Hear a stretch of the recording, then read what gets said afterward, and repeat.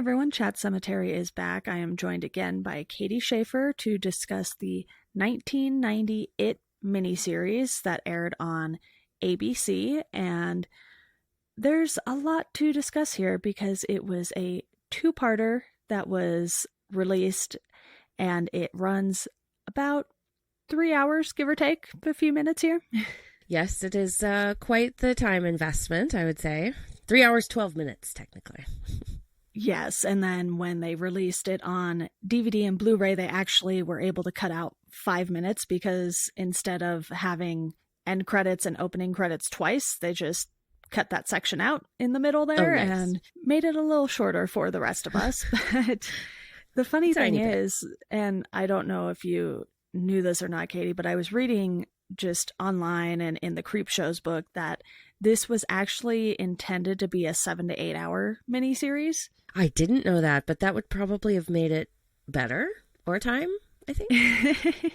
And George Romero was supposed to be working on it as well. So you have all of these things that could have been, but were not, which, as you and I know very well, that's the case with a lot of Stephen King things. We get these adaptations that end up being in the works. I believe one not too long before this was a late 80s version of Apt Pupil.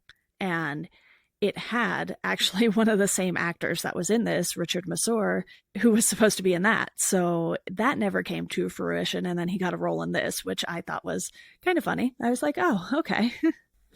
Consolation prize. Yeah. And I wouldn't necessarily say that this miniseries is bad. It's just one of those things where it was made for TV. So you have sort of this expectation when you hear TV movie or TV miniseries, especially in, the 70s, 80s, and 90s, where you're like, yeah, okay, we'll see how this goes. And they did have a budget of $12 million, which is nothing to scoff at. Yeah. Right. And they did get some big names in this. So cast-wise, you have a lot of these kids who are relatively unknown, I would say. Seth Green has obviously gone on to become pretty famous, and I would say he's the most successful of the kids.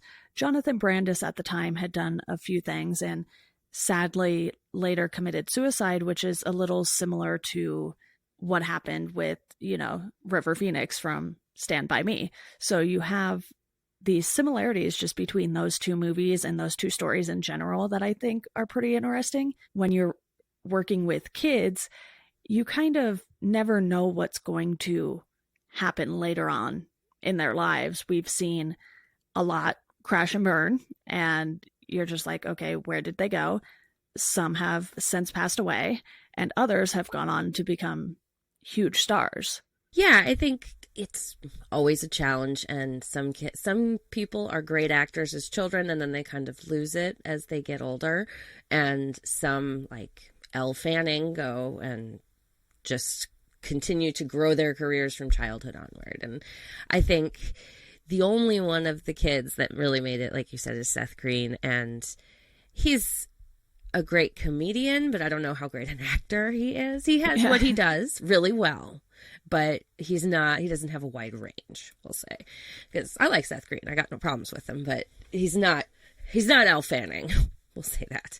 Or Dakota Fanning. The Fannings got this thing down. Yes. Those girls, they know what they're doing. But I think this movie definitely is hindered by the fact that it's made in the 90s, or, well, it was made in the 80s, but came out in 1990. Yeah. It had a TV budget, and they were thinking of it as a TV instead of as a movie. And you can tell with how they wrote the script, how they shoot it, like the care and attention to detail is not there.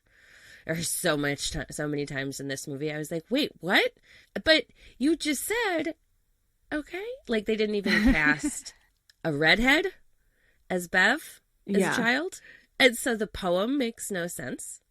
Like, so there's all of these little tiny things that show that it didn't get the care and consideration that, like, a big motion picture gets.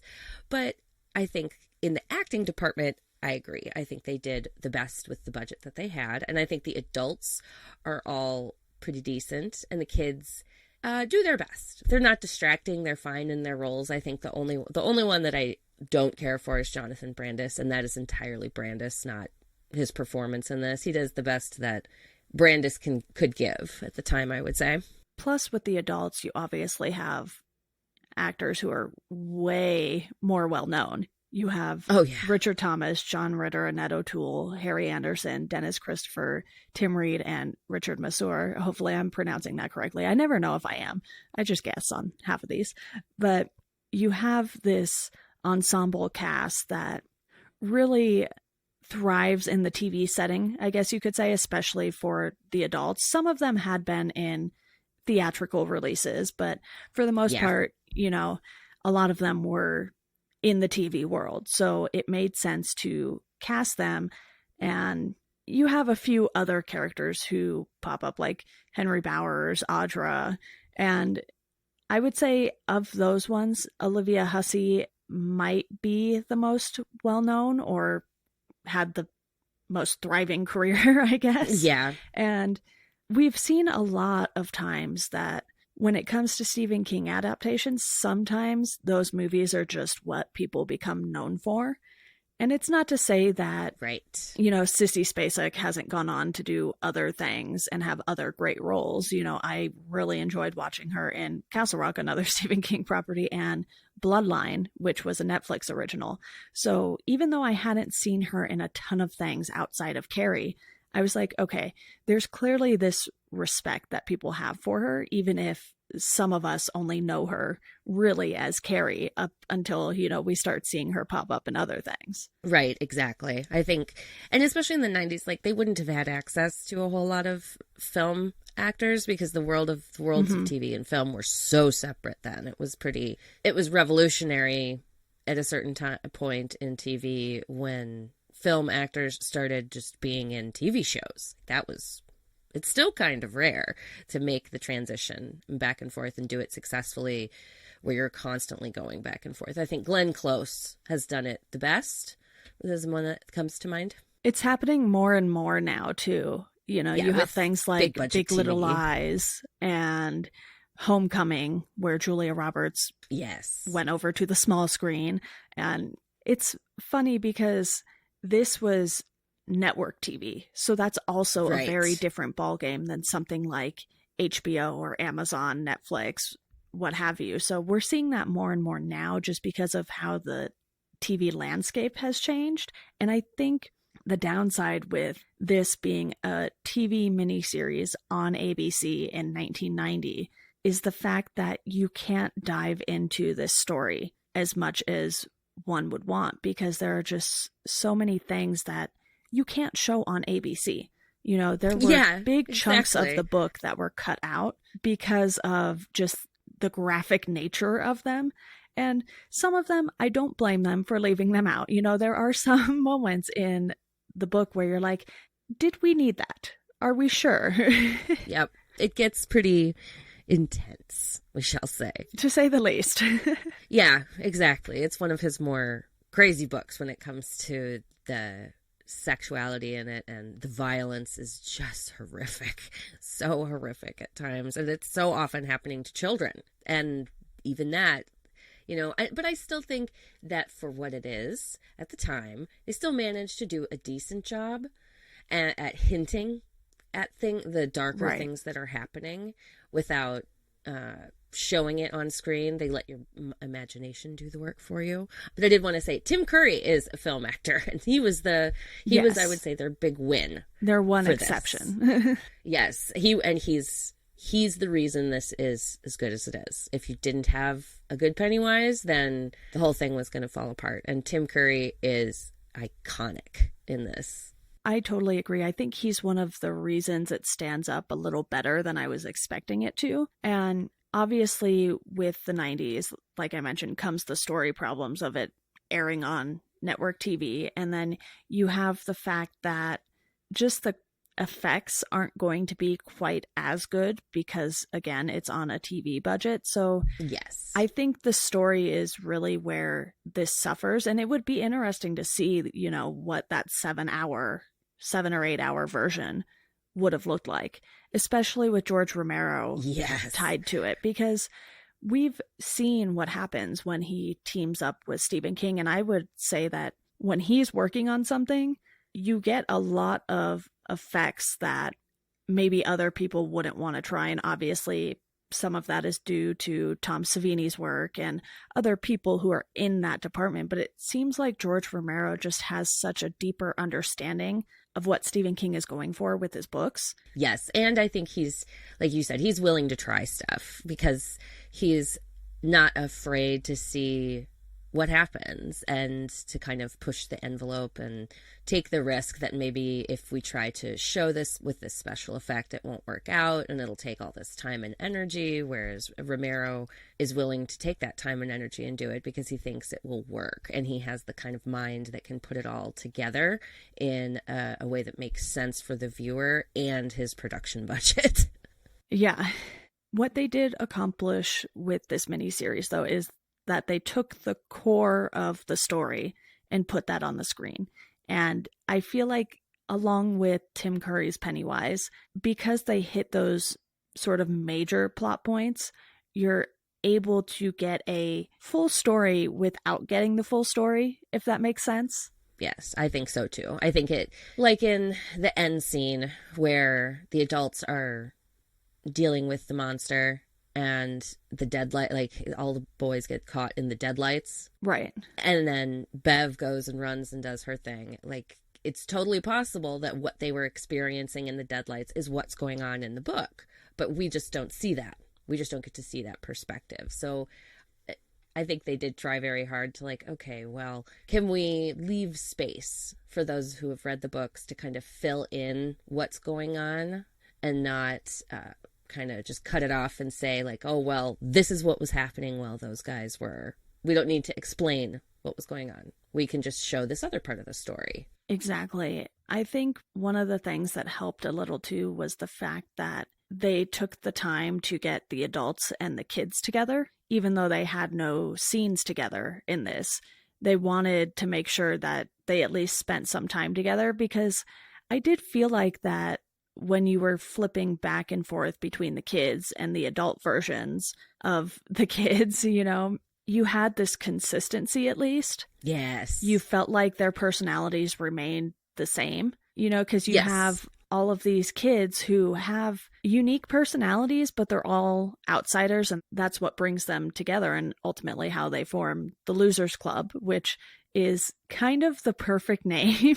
It is. Because they're self-aware enough to know that they're the outsiders. You know, they don't really fit in with all of the other kids. And Henry Bowers is just a pain for everyone. Even the teachers are like, how many times are you going to be in this grade? Yep. Could you just please move along, Henry? You're so unpleasant. Everything about him is just so unpleasant to deal with. Oh, yes. And I think I agree. They did a great job in having both the kids and the adults feel like the same person. And that's really challenging. It's really hard because without it looking like you're doing an imitation. Right. But I think it's almost like they worked out together.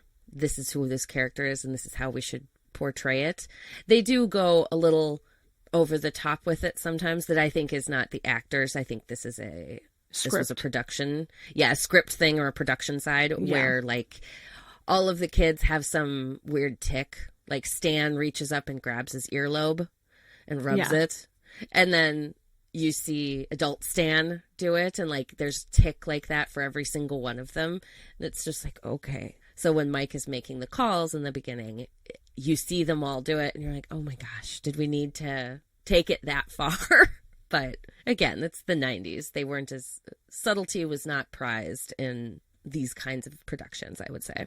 It was certainly overly dramatic TV acting at times. Yes. And again, a lot of that has to do with just the direction that they were going in with this.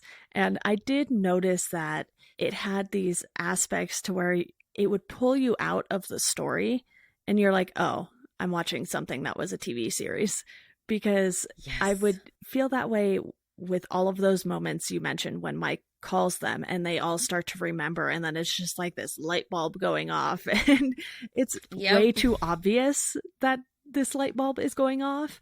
And the music cues, I was like, Oh, oh my God. goodness, this story is just full of these moments where they're just like, yes, this is where the music goes. Yes, they just, took the most obvious bits and plugged it in. And it's at times it almost feels soap opera, Yes, exactly. which is okay. Again, it feels very much of the era that it was made. But yeah, that and the sound mixing on this, like I'm not one to usually notice a whole lot with that, but on this it is so terrible. Anytime that there's like a silence on screen, you can hear that they've jacked up the sound in some way, and like the people's voices go at different levels, even if they're standing right next to each other or talking to each other. Like they just made some really interesting choices with how they wanted to produce the sound in this movie.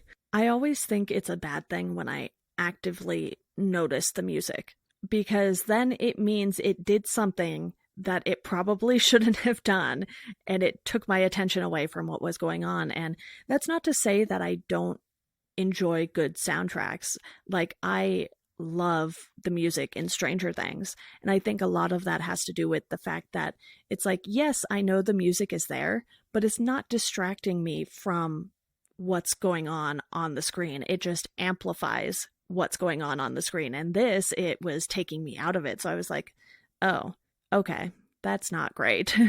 Yes, I see that too. I felt the same way. I was like, what is this music? Several times as I was watching it. And it's just so dramatic that it almost at times feels like satirical or like a way to make a scene comedic. And but it's not supposed to be either one of those things. This is a genuine idea of what they think the music should be. And it's so obvious watching it that you're like, bad choice. Bad choice, my dude. Better no music in this scene than this music. Yeah. What did you think about the fact that they left out so many of the subplots? Do you think that was a matter of not having enough time, or do you think it was just all of the circumstances surrounding this, it being a TV miniseries? Because, 3 hours is still a lot of time. You can pack a lot of Yes. story into 3 hours. And obviously, with the remake, we're getting a much longer runtime because those are two theatrical releases that, if I'm not mistaken, both are over 2 hours long. And the new one, Chapter 2, is almost 3 hours long by itself. Yep. Yep. I think it comes to like 5 hours is roughly how much time you get on screen with the new one. Yeah. Yeah. I felt that some of it was okay. Like cutting some of the side stories, they were pretty judicious in what they cut out. But I think there was some things that would have added more to the story, like knowing more about Mike. Mike always gets the short end of the stick when he's the kid in these movies. It seems like knowing more about Mike and Richie would have been appreciated, I think, in this film and with this storyline. But it is very much that they chose to show most of the scenes of them together.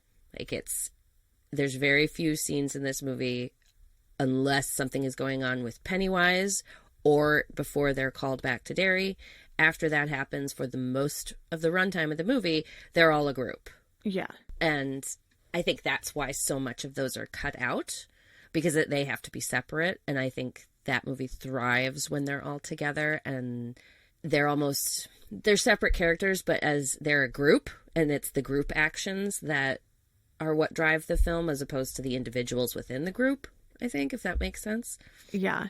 If I'm not mistaken, they did change up a few things too, because I don't remember in the book Tom working with Bev at her company. I think he's like a partner, but I don't remember him working with her. Like he has something to do with it, but he's not like her agent, is my understanding. I don't remember. I'm actually reading it right now, but they haven't gotten into that part of it yet. Okay. Something just felt a little different with that because they were in the same room together in this, and I was like, I don't really remember that happening because I swore she was at home and took the call from Mike. Yes. And then left, which they do show later, but I don't know if Mike actually called her company first. No. Because I don't think so. I mean, granted, the book's over 1,100 pages long, so, Yeah. and I'm a few books past that now, so details are a little blurry because there are so many in the book, so many details. Yes. And yeah, no, we pick up with Bev as an adult for the first time at night when he calls and she's Okay. in bed with Tom. And then that scene happens. And which is probably as TV close as you could get to that Yeah. story in the book because it's pretty intense. And then they made the choice to not have Tom go after her, which I thought was interesting, given that they stuck with the Audra storyline. Right. I was confused by that as well. I was like, are we, what? After I reading the book, because I think I watched this kind of in after it'd been like 10-15 years since I'd read the book, so I didn't really remember so much of it. But then now I've reread it recently and I rewatched it and all of that. And I was like, this is weird that you chose to do one story but not the other, because it wouldn't have been that many scenes Right. to have Tom come in and do this. And it would have added this interesting note of tension and showed more so how it can manipulate people outside of Derry Mm-hmm. and how well he can control them.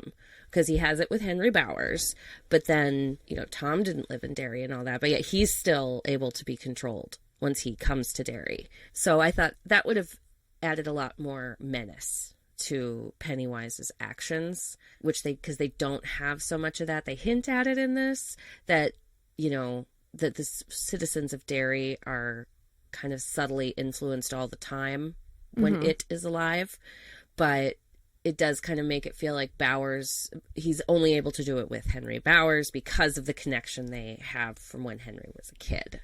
Yeah, it was a little odd because, like you said, it wouldn't have taken that many scenes. You didn't even have to necessarily show Tom leaving their house or apartment, whatever it was. You could have just Right. shown him in Derry and we would have understood what was going on.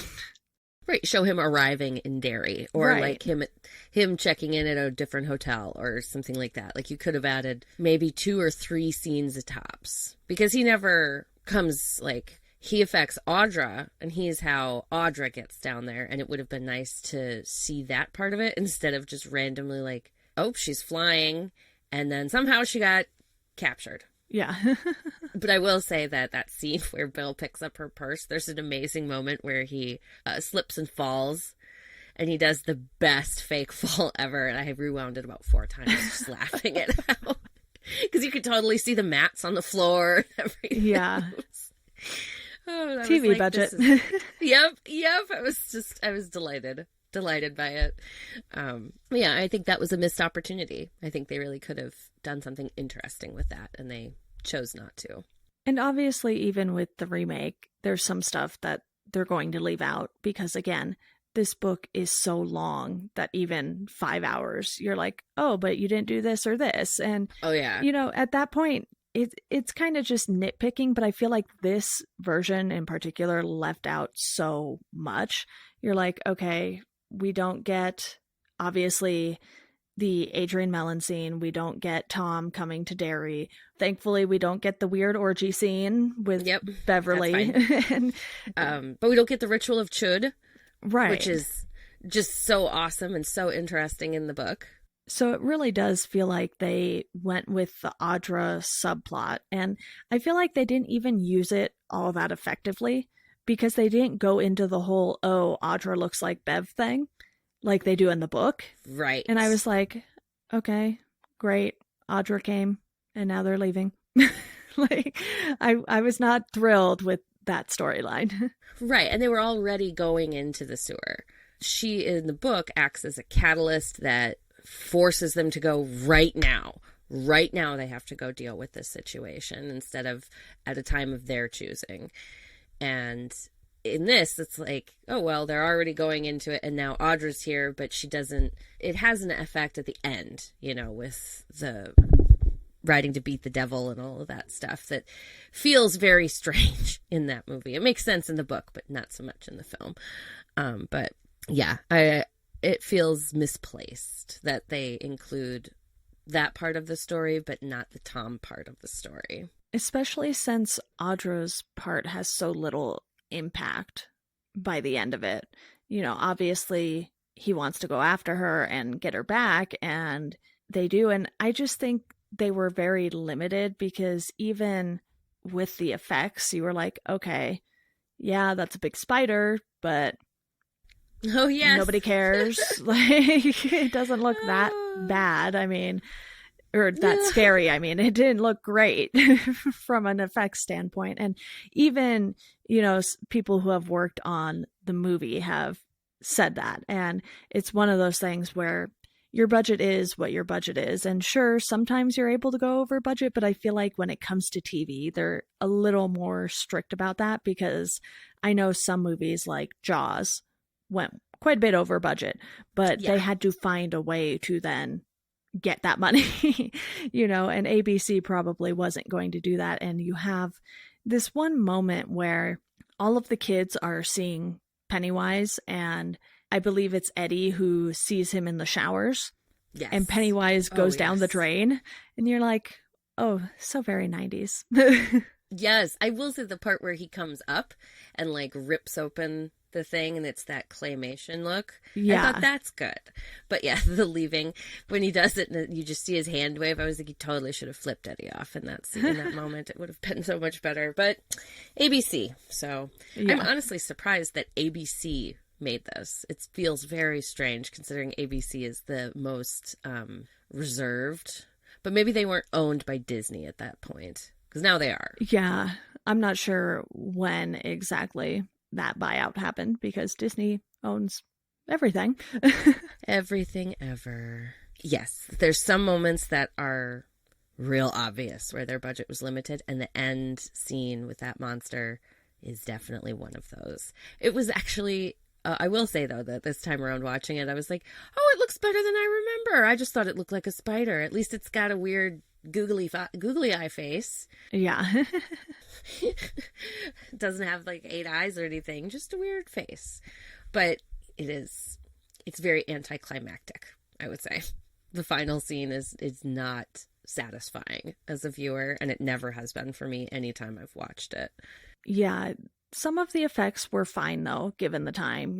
When you see Pennywise multiple times and he, has the different hands and things like that, you can tell they put effort into these effects and did as good of a job as they could, basically. And, Pennywise was actually kind of based off of Lon Chaney and the Phantom of the Opera, Oh, okay. but just stylized into a clown. You're talking about their vision in this movie or King's original? I think that was something that was just from the film because it was, Okay. That's how they approached it. yeah, that was how the special effects coordinator, Bart Mixon, approached it. And I don't really remember the exact phrasing of how King describes Pennywise in the book, because if you look at Tim Curry's Pennywise versus the Pennywise in the remake, you're like, these look drastically different. To me, Tim Curry's Pennywise has always looked like your average guy dressed up as a clown, which is totally fine because Yes. we know he kind of shape shifts and changes and has all of these things going on. And we see his teeth do that a lot in particular in this. They like to do close ups of his teeth, I noticed. Yes. Yes, they do. Look at these special effects. Yeah. Look at them. Look how good they are. Because those actually do look pretty good, despite the fact that it somehow takes, a full shot away and then a shot back for his teeth, for him to open his mouth. Like he starts opening his mouth and then it looks at somebody and then it cuts back and now the teeth are all sharp and his mouth is fully opened. I always loved that. I was like, oh, this is an interesting. But in between they're affixing him and makeuping and all that jazz. Exactly. I was like, this is a lot. So many Yes, teeth, so many close ups. Thank you. yes. They were really proud of how those teeth came out. And yeah, I think they went with a real simple design for Pennywise in this one. And I think that works to its advantage because it's not over the top, not super stylized. So it allows clowns in general to just be scary because he doesn't stand out that much from any other clown that you've seen. And people are scared of clowns without the clowns necessarily needing to look scary. Yes, So yes, they it are. works in that way, especially for that time period too. And I imagine the makeup took forever for that and Oh, everything. And you have the fact that a lot of the effects were practical. So then you're attaching all of these things, and, so much went into the effects, even if you can tell they haven't aged super, super well. But then, the only digital thing they did was that drain scene, pretty much. And the term that they use for it is replacement animation, which is similar to stop motion animation, apparently. And I'm mm, familiar with stop motion animation, I've seen what that looks like. But I was like, okay, I don't really know what replacement animation is, but we'll go with that since that's what they're saying it is. interesting. And are you talking about in the scene where they are seeing the thing over their heads? No, in the shower scene. Sorry. Oh, in the shower scene. Oh, Yeah. yes. Okay. Yep, I know what you're talking about then. I can see how they I think I can see what they're talking about with that. But yeah, I think the shower scene is pretty well done, and I think the practical effects hold up pretty well. Personally, the non like with the shower heads all coming out and Oh, coming yeah. after Eddie, like all of that stuff still feels good. Still feels like okay, this is genuinely happening in this world. But some of the scenes with Pennywise where he does his more dramatic things, I agree. Those are now you look at it and you're like, it didn't age well. As usual, most practical effects do age well because they're done in the real world. Right. And it's the digital effects where we can see the age on them that makes them look bad. One thing I did notice too is when the deadlight scenes happen, you can tell they're kind of covering up some of the effects with Yes. that. Because you're like, oh, okay, yeah, that's a lot of light. That's probably more light than you needed to get your point across. But then you kind of understand why they're doing it because, all of the kids fall to the ground. And that's probably another scene where they have the mats down Yes. because who wants to fall into a sewer drain, real or fake? Yes. Or like in the scene where Pennywise comes through the pipe when the kids have grabbed Stan and I think it's Belch. Yeah. Yeah, Belch dies and he gets sucked into the pipe. Like it is incredibly bright in that scene, but then it casts everything else behind and around it into shadow. So it makes that is making up for whatever is going on around them to make that light work. And then when they pull Belch into the tube, that looks very well done, but also very oddly lit to cover up any doll parts that are Right. flopping around. Weird note about that guy. That actor also played the bully in A Neverending Story Okay. Fun that gets fact there. scared by Falcor at the end. So that guy apparently all he did just play bullies. Some people know their roles. He looks like a bully, I'm not gonna lie. And I know we've been pointing out a lot of the flaws with this, and a lot of it just has to do with how hard it is to adapt the story. Like I said, even the remake, there are things where you're like, oh, I kind of wish they would have done this or that. And look, I haven't seen chapter 2 yet. Hopefully, by the time everyone is listening to this, I have gone and done that. But anytime you have a novel that is insanely long, you're going to have these moments where you can't adapt everything. A really good example of that is the Harry Potter series, because over time, the books got longer and longer. So there were more things that couldn't make it into the movies necessarily. And those movies are fairly long. So you just sort of have to pick and choose. And especially on a TV budget, you really have to pick and choose. And Yeah. clearly they did that. But that's not to say I didn't enjoy watching this, because I Oh did yeah. enjoy the experience of watching this and just getting to kind of revel in Tim Curry's Pennywise, even though he wasn't in it quite as much as I was hoping. But he was in it just enough to where every time he popped up on the screen, you were like, yes, more of this, Yes, please. I agree. I agree. It's such a great role, and he is by far and away the best actor in this film. Tim Curry is a phenomenal actor, and he brings his A game to this performance and really digs into being creepy as hell. And like even in the very first scene where he's getting that little girl through the laundry, he's holding out the doll, and oh my god, you can tell right from there that like, oh, he's just unsettling That's his performance throughout this whole thing. Even when he's not being, you know, scary bite your face man, he's unsettling just to look at because of how he holds himself and his vague smile and the look in his eyes. Like, just everything about his performance is fascinating to watch. And I will say that I think that Skarsgård does something totally different in the new series, but it's something equally good. It's very much his own performance. And he said that when he was making it, that Tim Curry's performance was, he was scared that he wasn't going to be able to do anything different. Like, he had to find something totally unique because to him, Tim Curry was Pennywise and he had to differentiate himself from that. And I think that's how most people feel if you enjoy and have watched this movie. Did you know he wasn't actually the first choice for the role? Who was? So they had Malcolm McDowell and Roddy McDowell, I guess. Their names are their last names are literally one letter apart. So oh my God. You have these two who were choices before Tim Curry, but it's like, you know, Malcolm McDowell has played a villain more than once. You know, he definitely has that kind of appearance about him.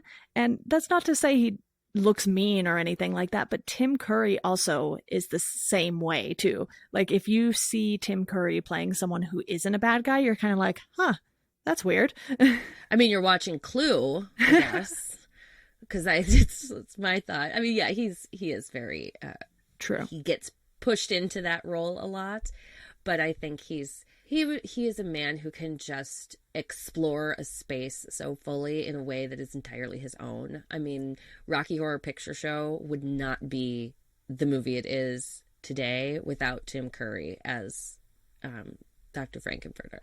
And he brings all of that energy to this. And even though it's just a TV movie based on a horror book, he still is just perfect in it. And I could see Roddy McDowell maybe, but Malcolm McDowell, like, all of his scariness resides in, like, him being menacing, him being creepily menacing, and that's not Pennywise. It doesn't feel like he would work. So I'm really glad that they didn't, and I love Malcolm McDowell, but I'm really glad they didn't choose him in the end. I can't imagine it not being Tim Curry at this point. It's one of those things where, again, another iconic role, and he's had more than one of those, you know. Oh yeah. And he comes from the theater world, which I think fuels a lot of his performance in this and a lot of his performances in general. You know, yes. Maybe I've just seen him in sort of the more villain kind of roles, which he's done a lot, so doesn't surprise me that I haven't seen everything he's done. Yeah. Yes, and he is extravagant. He's an extravagant actor is what I like to think of when I think of Tim Curry. And I mean, he does a lot of voice acting as he got older. He did lots and lots of voice acting. Yeah. And he's a British actor. So in the best tradition of British actors where, oh, you would like to pay me to do something? Of course I'll be in your movie. He is not of an American mindset. So he has so many credits to his name, and he's fun to watch in pretty much anything he does. Yeah, I'm going to backtrack here a little bit because we can't not talk about the catalyst for this entire story, which is Georgie's death. Because yes, that yellow raincoat is also so iconic at this point. And the red balloon, you know, even though the balloons are other colors in this too, it's not strictly just red balloons, you know, he's got balloons of all colors going on there. And you have that opening scene where Bill is sick, so he gives Georgie this paper boat and, you know, they kind of lacquer it so it will not get totally destroyed in the water. And I know that based on when this took place, it was a very, very different time and kids went out by themselves all the time. But doing that in the rain when everyone else is pretty much inside seems like a bad move. And obviously, because it's a different time, that is something that is able to fly, basically, you know. That's something we can give a pass to because you're like, oh, okay, you know, late 50s, in the book, you know, that event happens in 57 and then the Losers Club forms in 58. Right. You're like, okay. And I believe in this, it's in the 60s more so than the 50s. At least that's what Wikipedia says. But it doesn't really matter because those time periods are close enough to where things hadn't changed that much. So you let that pass, and then you're like, okay, this is a very traumatic event. And it felt like they didn't revisit Georgie quite as much as they do in the book. And again, you can't follow all of the subplots in 3 hours. So there is that. But Right. you get these short moments where Bill sees Georgie, and then everyone's like, it's not real, it's not real. And then you kind of have all of these things that you can't see on the screen because they just don't have the technology to do them. Right. And I wouldn't say it takes away from the story, but at the same time, you're like, okay, Georgie's death was the catalyst for this. And then they're kind of like, oh, by the way, don't talk to Bill about this. So they kind of keep mentioning it without having to really talk about it. Yes, I think so too. They kind of dance around it a little bit, and then I think there's only one or two instances where Pennywise uses George to haunt him. Yeah. And it is not played up nearly as much in the book. But I think that scene is very upsetting in the beginning. Yeah.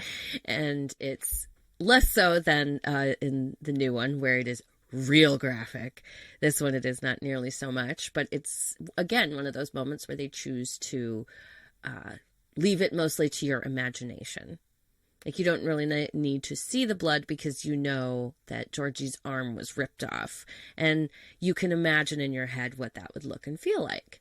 And I think that first scene between Tim Curry and that kid sets the tone for the rest of the movie. Right. And so I think it's well done. It's very well done, like the relationship between Georgie and Bill. And I think it's a good exploration, but I agree it would have been nice if they had a little more bringing Georgie into it as a reminder of how all of this began, especially once they're adults. Yeah, I just felt like we definitely had to touch on that because you can't talk about the It miniseries without mentioning Georgie in that yellow raincoat and, his paper boat. Tony Dakota is who played Georgie. And if I'm not mistaken, he kind of reprised his role in the short that came out not too long ago called Georgie. I haven't had a chance to check it out, but I know it was up on Fangoria and there's a teaser trailer on YouTube. So I will see what I can find for that and put all of that information in the show notes in case anyone else is interested in checking that out because it directly ties to this version in particular. Oh, it does. Oh, interesting. I will definitely have to watch that because it's crazy. That kid, he did about 3 years of acting and nothing since. And then except for this 7-minute short. Yeah, I think it is one of those things where, they just wanted to kind of continue what was started in this. And it says here that it's kind of a short alternate history sequel film to the miniseries. Oh. So that'll be interesting to check out eventually. It was one of those things where I saw it pop up, but I was probably, like knee deep in one of the books that I had to read.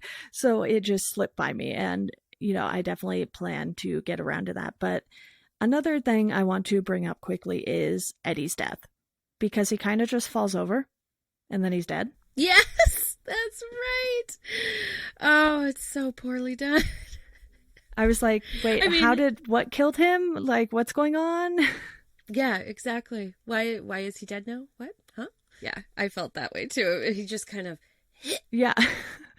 I was like, he didn't even really hit his head or anything, did he? Like, what's going on? Yep, and that is one scene that they really should have maybe pushed a little more and done a little more to show why he's dead. Yeah. Instead of he just falls over and like there's not a whole lot of blood or anything. And I mean, we've seen him get picked up, but it doesn't feel like there's anything mortally wounding that happens to him, I think. At first I was like, oh, they didn't kill Eddie. He just passed out. And I was like, wait, he's dead? Yeah, he's dead. He dead. And you're like, oh, well, that's interesting. I didn't know you could die from nothing. Yeah. I was like, all right, whatever. I'm going to let that go because I know he did die in the book. So They were trying to Yep. remain faithful within their restrictions. Right. Right. And they probably were like, it's not that much money, or it's not that important to the story. It's just, let's just show him dead. It'll be fine. Exactly. Well, is there anything else you want to touch on? I know there's a lot, but also not a lot at the same time, oddly enough. Right. Right. I, so I know this is how it ends in the book, but what did you think of the ending that with Bill racing to beat the devil with Audra? Like, do you feel that was earned? Because it makes sense in the book because it calls back to something that happened when they were kids. Whereas in this, like, it's not as well explained. It's not given to us within context, really. And Right. I was kind of like, oh, okay, great, good job. It feels so tacked on, especially if Yeah. you haven't read the book. Yeah. But, and the other thing I want to say is this one does feel, it does not suffer from what I call the Harry Potter syndrome, where, like you said, they're trying to cram so much in. And in Harry Potter, they opted to go with, well, we'll just include enough information that this is going to be entertaining, at least for the people who've read the book. But if you haven't read those books, then the movies make no sense. My mom has never read the books, and she watched them all with my niece and was like, I have no idea what is going on right now. And my mom is like a voracious reader and movie watcher and stuff. So this is not something that, it is something wrong with the movie if she can't follow along with what's going on. And I feel like they do a great job avoiding that in this. Like, this feels like a whole complete story. There's nothing missing. There's not a whole lot of nods to, readers of the book. But because they don't have any of that, you can watch it and just experience it as a story and not feel like there is something going on that you're not catching on to because you haven't read the book. You know what I mean? Yeah. So I really liked that about it, because the new one maybe doesn't do that as successfully, we'll say. Yeah, I think just how they went about this, it made sense for what they were working with and what they felt they could properly adapt from the book. Because there are some things where if they had tried to do them, they clearly wouldn't have worked. You and I both agree that obviously Tom showing up in Derry would have worked because, they put Audra in Derry. So why can't you put Tom there? But there are certain aspects of the story, especially effects wise, that just wouldn't have looked good. And we probably wouldn't have wanted those scenes anyway. Right, like the psychedelic mind fight that they get into with it. Yeah. Yeah, that would have... It's great in the book. It totally works. Would not have worked in a movie. Probably any movie. It's one of those things where, kind of like comics, in comic books, you can draw anything you want. That doesn't mean it's going to be easy to put on your television screen or, on a movie screen. So with a book, you can write whatever and describe it however you want. And that allows people to get this visual in their heads, but that visual can't necessarily live up to your expectations, especially in 1990. Right. Yeah. And a TV budget. And I think there's aspects of that part of the story that, and several other parts of the story that they chose to cut out, that it only works when you're reading a book, because the book can expound on it in a way that would be incredibly tiresome for a movie to do. You don't want to watch that in a movie. But the book, you can read about it and you're like, oh, this is amazing. That's why I think it is my favorite of Stephen King's books. But yeah, and I like that. I thought they did a good job with adapting it in that way to make it feel like a whole cohesive story that makes sense. I mean, there's nothing super weird or out there in the fantasy aspect of this. Like, it feels coherent and cohesive, and that is something that it was challenging in adapting a book like this, or a book of this length in any genre. Yeah. Yeah. So I was impressed rewatching it this time about that aspect of it.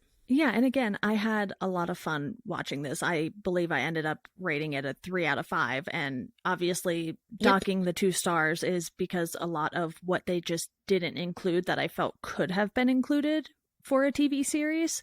And it's one of those things where I'm not going to really sit here and compare this to the remake because that's just so hard to do. Obviously, this accomplished something that it could only accomplish in 1990, whereas the remake coming out in 2017 for the first one and this year, 2019 for the second one, that's such a big gap that you can't really be like, oh, well, they put this scene in when that scene wouldn't have been possible to put in 1990. Yeah.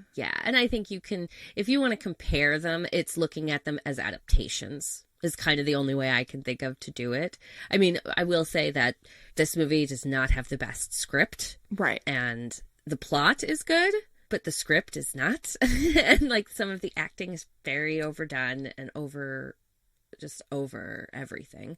But like you said, it's soap opera-y at times. It is. Yes. And I think, so you can talk about that, but I don't think that's a fair comparison to make in regards to the new one, because the new one has some of the best actors working today in it. And it's a theatrical release versus TV. Right.